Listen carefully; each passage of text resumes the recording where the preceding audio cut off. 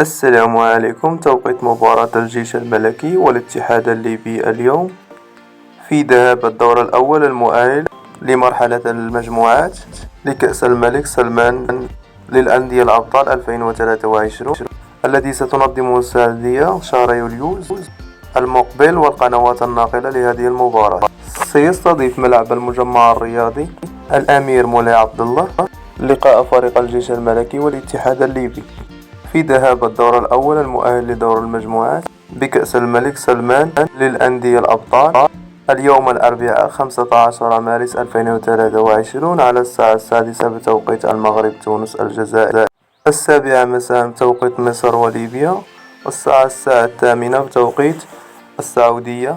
وسيتم نقل هذه المباراة بين الجيش الملكي والاتحاد الليبي على قناة الرياضية المغربية HD والسيدي بتعليق محمد العدالي.